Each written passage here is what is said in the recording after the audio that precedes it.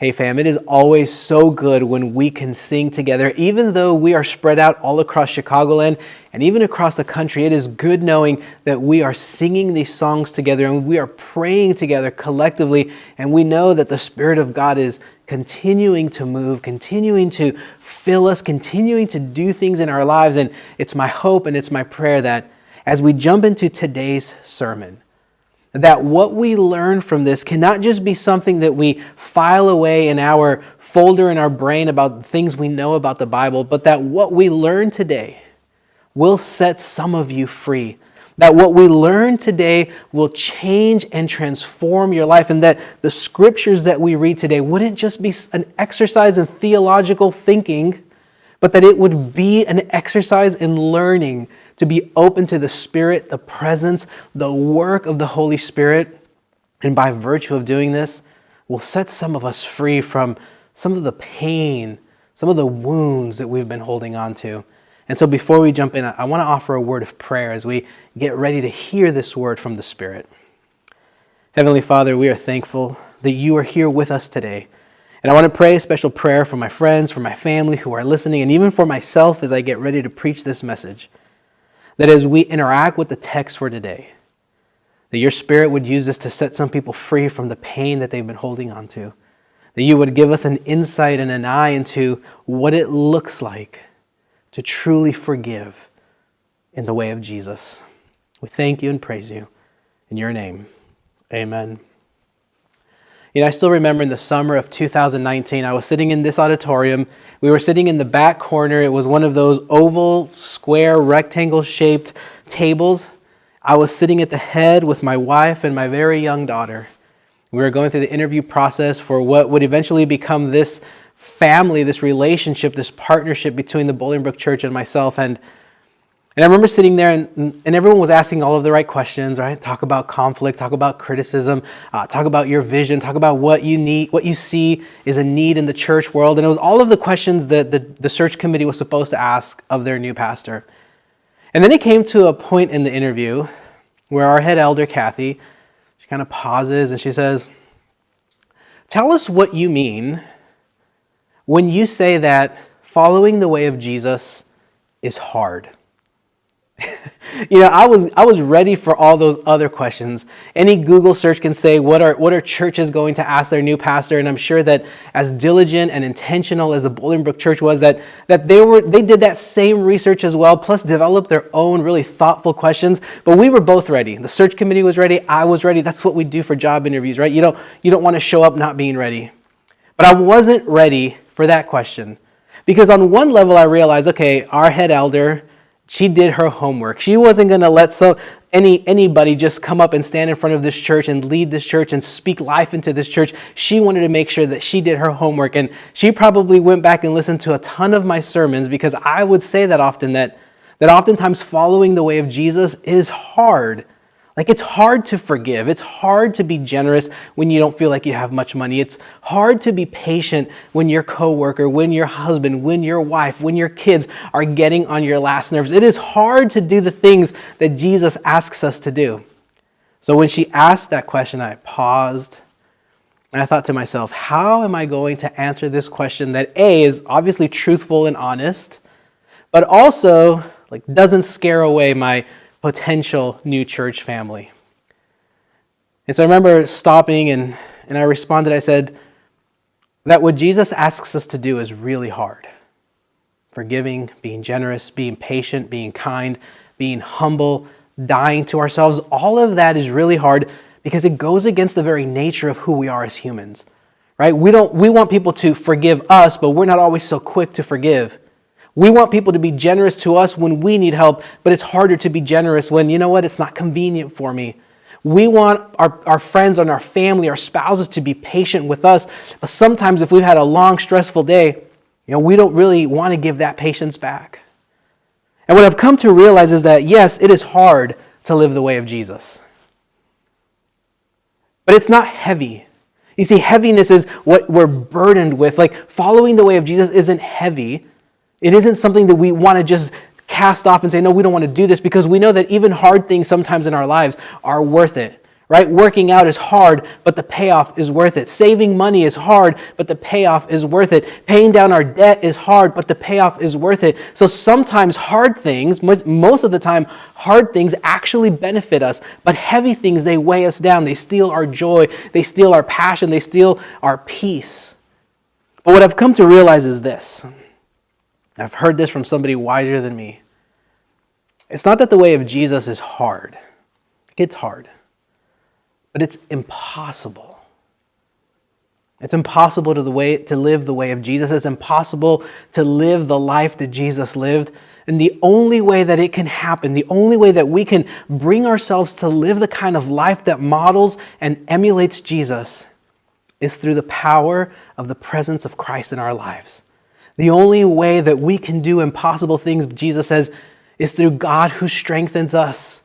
And so while the way of Jesus is hard, is nearly impossible, the good news, and this is the good news for you, is that through the power of the Spirit of God, even the impossible way is possible through the Spirit. And today we're going to be looking at something that is going to be challenging. It's going to be hard for some of you. And it is going to set some of you free, because I know that when we're going to teach on forgiveness today, we can all think right now of the people that need to forgive us, right? We can think of the people we've hurt, and so we can think of all of the people that should forgive us for the things that we've done to them when we didn't really mean it, or that thing you said in a backhanded comment to your coworker, and now you want to ask for forgiveness, but they're holding a grudge. We know how we've hurt our husbands and our wives and our partners. We know how we have hurt our parents or our children or our friends or that church member that we accidentally said that one thing, and they've still been holding on to it for years. I still remember being in high school. I was super sarcastic, and I guess I still am in some ways. And by God's grace, He's given me a wife that is teaching me to not be so sarcastic. But I remember I must have corrected this friend of mine in class, and you never want to do that. We were reading out loud, and I corrected him in some way. I didn't even know I was doing it. Years later, I would see him. I ran into him at a store there in my hometown of Fullerton, and he still ignored me. And I finally asked a mutual friend, I said, "Can you just ask what I did?" And she said, "It was that one time that you corrected him in front of the class and embarrassed him, and he can't let that go." And I said, "Well, I don't have his phone number. I didn't really keep in touch with him. But I would give anything to talk to him and say, it was never my intention to do that.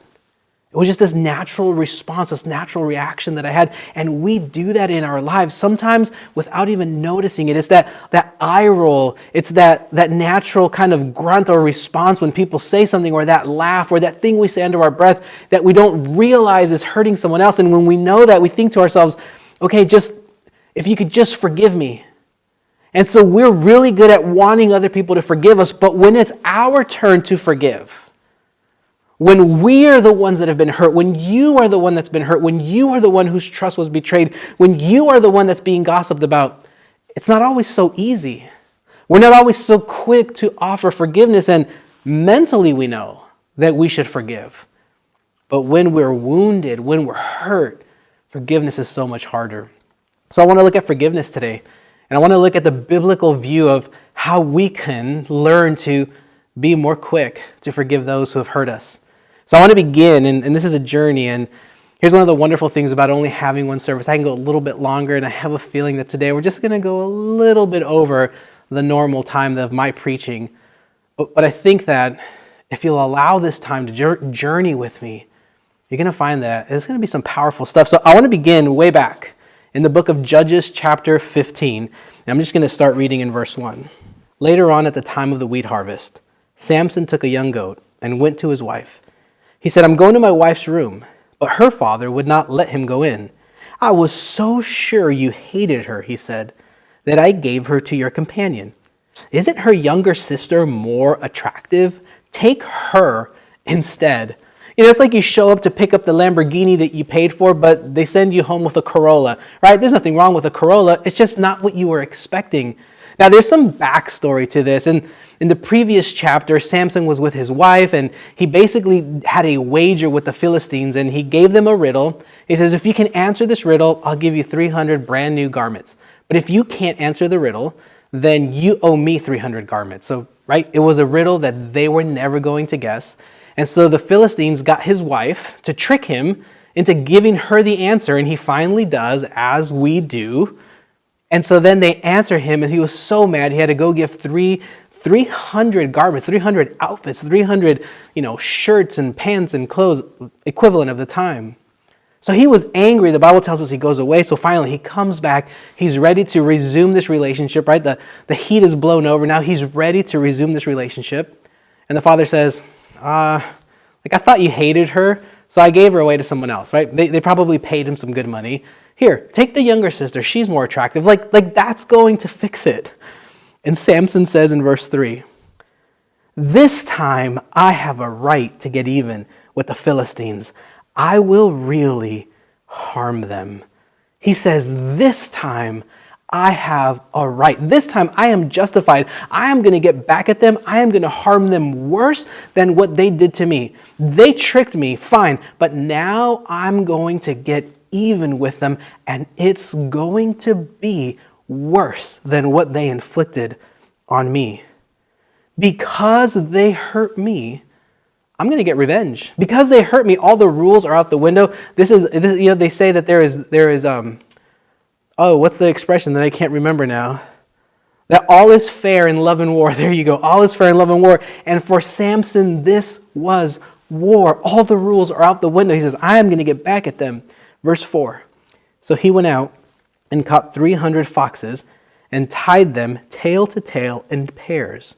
He then fastened a torch to each pair of tails, lit the torches, let the foxes loose in the standing grain of the Philistines. He burned up the stalks and the standing grain together with the vineyards and the olive groves. Now you got to understand, he says, I am going to hurt them worse than what they hurt me. So he ties 300 foxtails, he lights them on fire, and then he lets them loose. And it says that it burns down their vineyards and their stock and standing grain, which means that for the Philistines, they had gods that gave them all of this agriculture. There was a gods for the vineyards. There was gods for grain. There was gods for the soil. And so by Samson setting off these burning tail foxes and destroying all this, he makes it religious. Like now he is attacking the Philistines' gods, but also he's putting a dent into their economic fortune. He is putting a dent into everything, all of their resources. I mean, we know something about not having the resources, not only through the pandemic when you try to go get toilet paper or food. And now this last week we've been seeing these stores that are empty in Texas because there is no electricity, and people have tried to buy as much food to hunker down until electricity comes back. And so in a sense, in Samson's time, he was doing this to their economy. I mean, he was at war with them because he felt justified. He said, this time I will harm them more than they harmed me. Verse 6, when the Philistines asked him, who did this? They were told, Samson, the Timnite's son-in-law, because his wife was given to his companion. So the Philistines went up and burned her and her father to death. Samson said to them, since you've acted like this, I swear I won't stop until I get my revenge on you. So it starts with him losing a riddle, fair and square. And all of a sudden it escalates to his wife being given away, him coming and burning down their economy, attacking their gods, burning down their vineyards and their grain. And now they take his ex-father-in-law and his ex-wife and they burn them. And so here's what happens when it comes to revenge. Revenge always escalates. Right? Revenge doesn't happen in a plateau where if someone hurts you, you stop, you think to yourself, hey, let me get back at them the same level of hurt that they hurt me.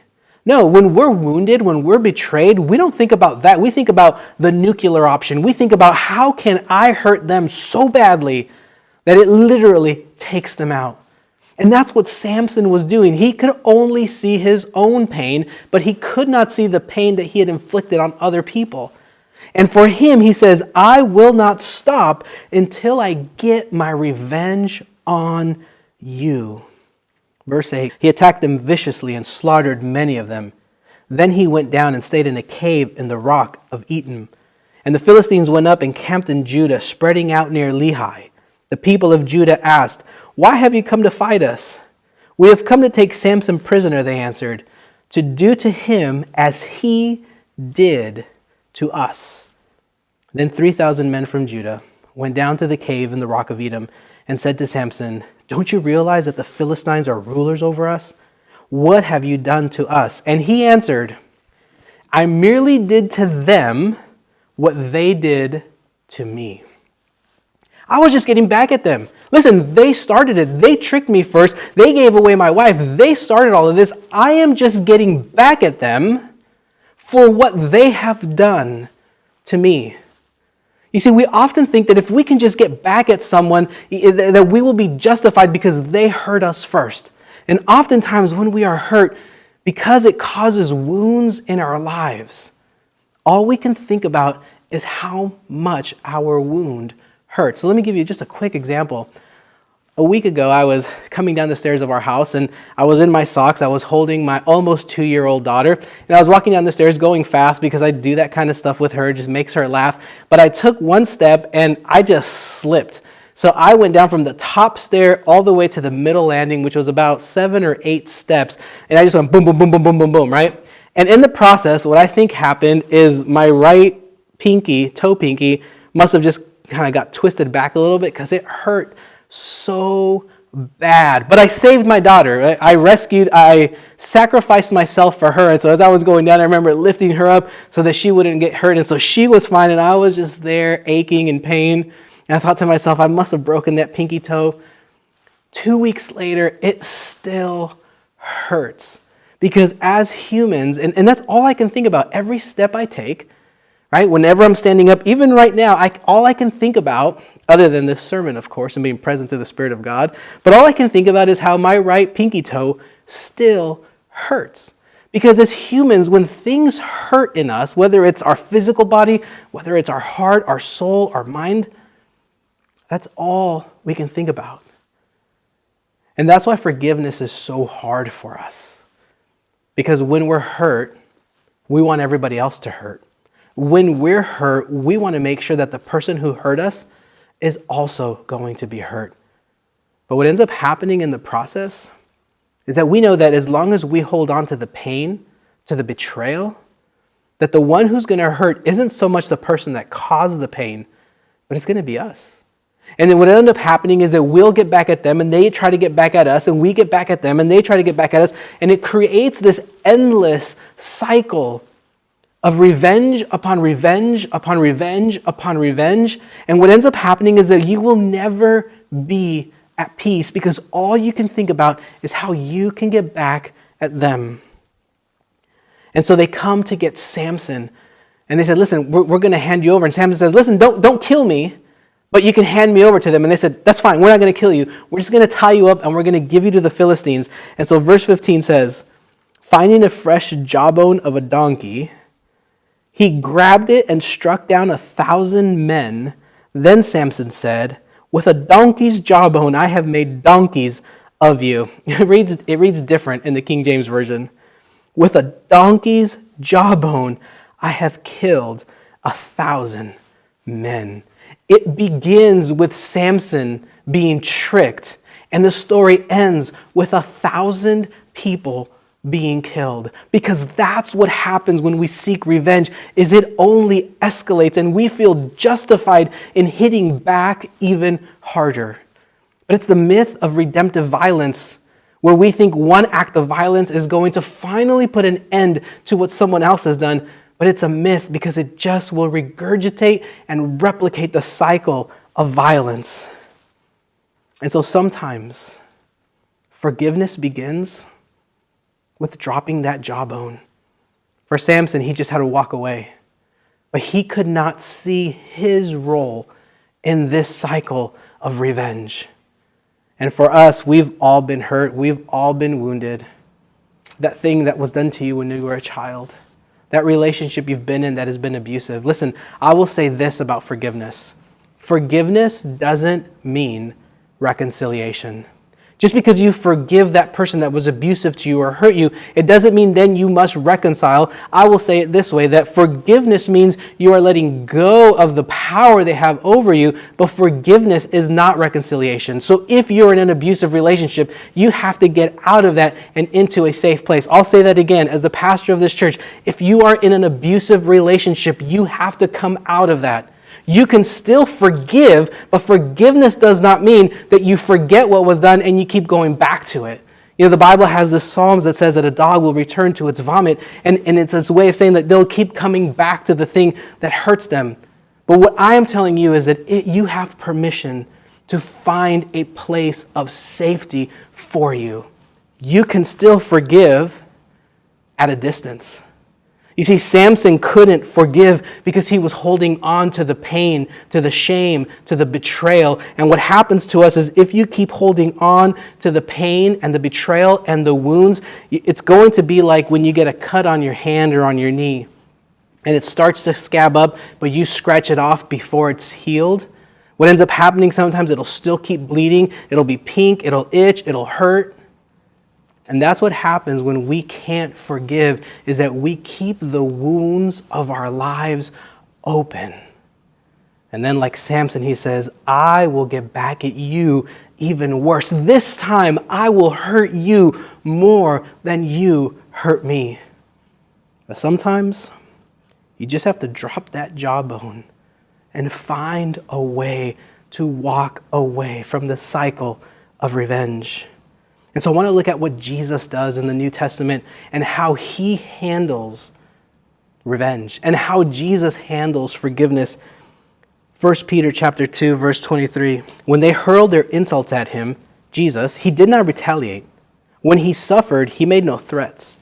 Instead, he entrusted himself to the one who judges justly.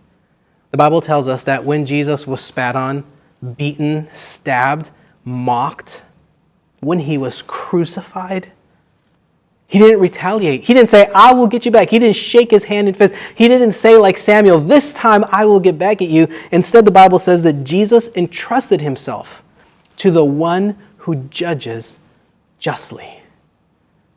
You see, when we look at the way of Jesus, and this is where we come full circle to why sometimes it feels so hard to be a Christian, not because of the culture wars, not because of the attack on Christianity that some people think is happening, it has nothing to do with that. That's superfluous. That's secondary to us. The reason that sometimes it's so hard to follow the way of Jesus is because, like Jesus, he doesn't retaliate. He doesn't get revenge on people, but instead, Jesus entrusts himself to the one who judges justly. So I would say it this way, that for us to be able to deal with the wounds that have been done to us, the things that have been done to us, the hurt in our lives, the betrayals that we've experienced, that the first thing that we have to do is instead of get revenge, instead of retaliate, instead of gossip about them, instead of trying to find ways to hurt them even worse than they hurt you, instead, like Jesus, you have to entrust yourself to the God who judges justly. Because what revenge says, God, you are in my seat. Let me take care of this. Because what happens with revenge is we know how we're going to pay that person back. We know how much that person has to hurt. But for some reason, the God of the universe isn't working fast enough. And so we take it into our own hands. But what we find is that is not the Christian way. That is not the way of Jesus. The way of Jesus is that even though he had every right to get back at the Roman soldiers, at the people that were crucifying him, at the people that mocked him, that even though he had every right to get back at them, like Jesus could have just probably zapped them, low-key just zapped them and at least knocked them over, right? Or put them to sleep or put them in a chokehold or whatever Jesus wanted to do with a flick of a finger. Instead of doing that, he entrusts himself to the one who judges justly. Seeking revenge is a failure of entrusting yourself to God, of entrusting your hurt and your pains and your betrayals to God. Revenge is saying, God, you don't know what you're doing. Let me do it. I will take it from here. And it just replays that original sin in the Garden of Eden where people try to take the seat of God. And God says, listen, You can go down that path of revenge. But like Samson, you're only going to keep repeating this cycle of pain, of violence, of anger, and of revenge, and you'll keep scratching the scab of the wounds of your soul, and you will never get healing. Because sometimes you have to drop the jawbone in order to find healing. You know, we've all been hurt. We've all been wounded. And for many of us, we carry that baggage around. And for some of us, that baggage over the time of our lives gets heavier and heavier and heavier. And all the baggage that we carry with us, we bring into every single relationship. We bring it into our marriages. We bring it into our romantic relationships. We bring it into our workplaces. We bring it into our church relationships. We bring it into our relationship with our children, with our parents. And so we all have this baggage. And for many of us, we don't even know what's there. We just know we're mad all the time. For some of us, we're just angry. For sometimes you're just driving and someone cuts you off and you're just so angry. But here's the thing, it really wasn't about the person cutting you off, but it's about that load, that baggage that you keep carrying with you from all the times you have felt betrayed. But when we look at the way of Jesus, he says, Father, on the cross, Jesus is hanging there, wounds and all. And Jesus says, Father, forgive them, for they know not what they do. Father, forgive them, for they don't know what they are doing. The way of Jesus, if we're committed to following the way of Jesus, if we're committed to calling ourselves Christians, is that we do not follow the way of revenge. We do not follow the way of getting back at someone or retaliation, but instead we lay that down and we follow the way of forgiveness. And yes, I know it's hard. I know forgiveness is hard when you've cried tears for days and days and days. I know forgiveness is hard when you have stopped eating for days because of the pain that has been done to you. I know forgiveness is hard when you have to carry the shame of what has been done to you. And so I know that forgiveness is hard and feels almost impossible. But fam, I want to say that by not forgiving, you're only going to amplify and carry the pain longer. Because what ends up happening when we forgive someone, forgiving is setting someone free. And then realizing that that person is you. You know, we don't like to forgive because we think to ourselves, well, if I forgive that person, then it's letting them off the hook. If I don't forgive, or if I forgive that person, it's almost like saying that what they did is okay. And I got to tell you that forgiveness is none of that. Because if we are entrusting ourselves to the one who judges justly, then we're entrusting that whatever justice must be dealt will be handled by God at the right time, at the right place, in the right moment. And it isn't for us to just wish ill on them. And there's also this passive way of revenge where you may not actively do something to hurt them, but you're kind of passively holding back and waiting to see if something bad happens. And then when it does, you think to yourself, it's kind of what they deserve. That's what they get for doing X, Y, and Z. But forgiving someone is setting yourself free for future joy.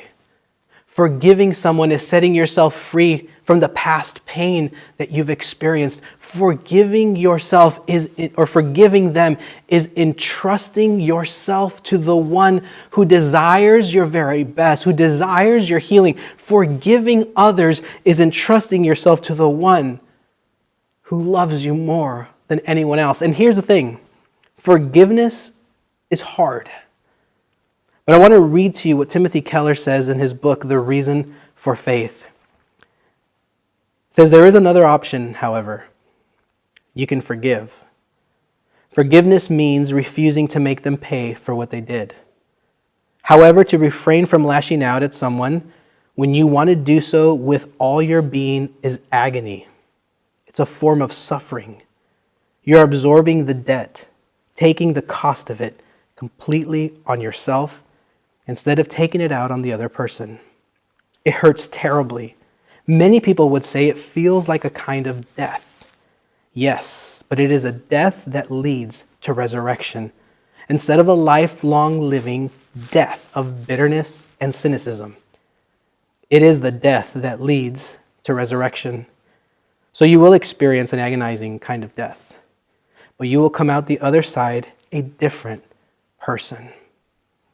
There will be scars when you forgive. Because anytime you've been wounded, anytime you've been cut, anytime you've had an injury, there are wounds, and you can point down to them. You can point to them and say, I have been wounded. But just as Jesus was on the cross and he took those nails in his wrists, he took those nails in his feet, he had the crown of thorns in his head, he was wounded and it was there. But what the Bible tells us is that when Jesus is resurrected and he comes to the disciples and he comes to Thomas and he says, Thomas, look, you can still see the holes in my hands, in my wrists. You can still see where I've been wounded. But listen, that wound didn't defeat me.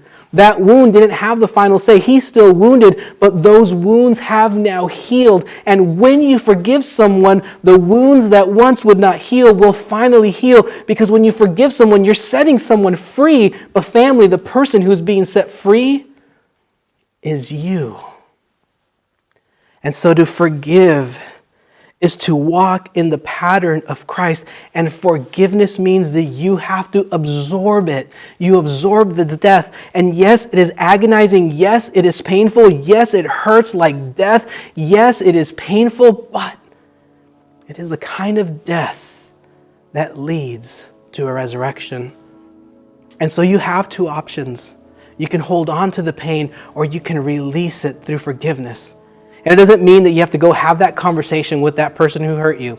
It doesn't mean you have to go have that conversation with the person that abused you. But forgiveness is the internal state of letting go and entrusting this circumstance, entrusting that person, entrusting your life to the one who judges justly, believing that God will ultimately mete out the justice that must take place, whether in this life or in the life that is to come. I want to read from Parker Palmer. He says, the cross says the pain stops here. To forgive says that the pain stops here. And it may take some time for you to heal from those wounds. And you'll still have those scars just as Jesus had those scars. But it is a life that leads to resurrection. It is a new beginning. It is a life where you will grow in your faith, grow in your soul, grow in your spirit. And I guarantee you that the people that have probably had the most impact on your life positively, those who have had the most spiritual life or the most spiritual impact in your life, you could probably look at their life and they can probably point to the times in their lives where they have been wounded, where they have been hurt, but they forgave. See, forgiveness and faith go hand in hand. Forgiveness and faith go hand in hand. Forgiveness and healing go hand in hand. And so instead of seeking revenge, sometimes you just have to drop the jawbone and find a way to walk away. And so I want to finish with this story. Back in 2006 in Nickel Mines, Pennsylvania, in this Amish community, a gunman came in and killed 5 young girls. You probably heard about it. You saw it in the news. And what we find is that he says that he was doing this because he was angry at God. He couldn't forgive God because his daughter had died 20 minutes after giving birth. And so he was angry. And so he was carrying this for years and for years and for years. And he couldn't forgive God. And so what it did is it distorted his soul and his heart. And listen, I can only imagine the immense pain of what it feels like to lose someone, to lose a child, and even to lose a baby. So I can't even begin to understand that. But he couldn't get past that. And so as a way to get back at God, he goes in and he ends up killing 5 girls, 5 elementary school aged girls. I think they'll feel older than that. And what we find is he also takes his own life. So the Amish community came together, and one of the things that we've learned about this story is that within hours after their death, the families of those girls and other people in the Amish community went to the home of the widow of the guy who killed them. And they said, "We forgive him. Listen to me, fam. If someone even just looks at my daughter wrongly, I'm going to be ready like a roaring lion, ready to come after them. Because listen, I'm a pastor, but if someone hurts my wife or my daughter or someone, I'm not going to be a pastor after that day anymore. Because as humans, we're angry. And I know I just finished preaching a sermon about forgiveness, but this just goes to show you the tension that we live in as human beings, that when someone hurts us, we want to get back at them even worse. And so this story is baffling because this Amish community, instead of holding a grudge, instead of going after this family, they come and they are worried about the widow of the person who killed their young daughters. And they say, we forgive you. And it wasn't just that. It wasn't just this performative way of saying, listen, I forgive you. But even when they were going to court and all of the media was there and the widow, they were wanting to take pictures and videos of her, the Amish people came around her and created this wall around her so that they could not get video or pictures of this guy's wife. The story tells us that at the funeral for this man, that there were more Amish people there for the murderer than non-Amish people. Because for the Amish, to live the way of Jesus, to live their faith means that they must forgive. And it isn't just the person who was wrong that must forgive, but the entire community has made a covenant, a commitment to each other that if one is harmed, all are harmed, and if one forgives, all of them forgive. And as I was continuing, I read this book earlier this year, and as I was going back over this, I found myself with tears in my eyes because I thought to myself, that is the most impossible thing to do, is to forgive someone that willfully hurts you. Those that hurt us on accident or don't mean to, is easier to forgive them. But those who hurt us on purpose, it's hard to forgive.